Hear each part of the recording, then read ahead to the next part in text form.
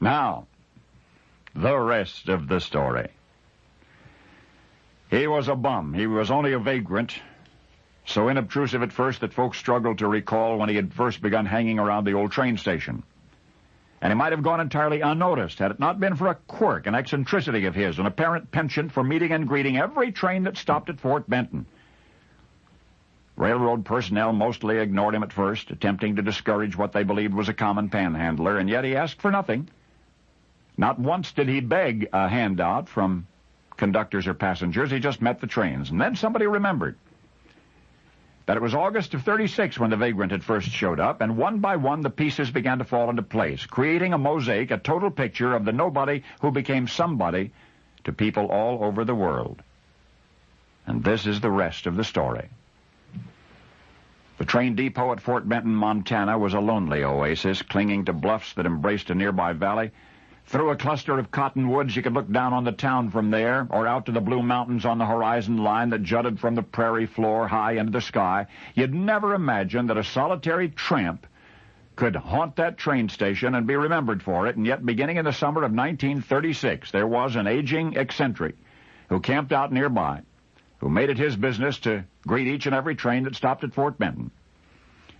On the days when he looked so bedraggled and hungry, the railroad employees would offer him food. On winter nights that seemed too terribly cold, the station master would shelter him in the station house, but otherwise the old vagrant accepted no charity for days and months, and then for years. Stories about him spread statewide, nationwide, worldwide, told by railroad passengers at first, then by newspapers describing his remarkable ritual. Letters poured into the Fort Benton depot from all over the United States and Canada and from abroad, expressing heartfelt good wishes to the stranger whom strangers thought of as a friend. And then one cold January day in 1942, this would be 5.5 years after he first showed up, the vagrant, according to onlookers, slipped on a railroad rail and fell into the path of a speeding train and was killed. They buried him on top of the bluff that looked down on the depot. Services were attended by the mayors of Fort Benton and neighboring Great Falls, and as countless admirers mourned, many of them wondered had the old vagrant sensed the futility of his earthly mission and at last sought to complete that mission elsewhere.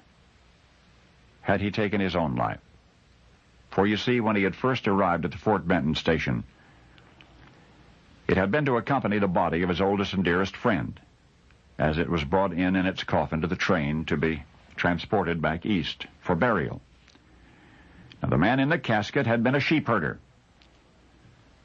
but somehow the friend who saw him to the train failed to comprehend the forever goodbye, and so for the next 5.5 years, he lived in a hole he had dug for himself beneath the station house, and he met each and every train that stopped there, hoping that one day he and his sheepherder friend would meet again. January 12, 1942, they did.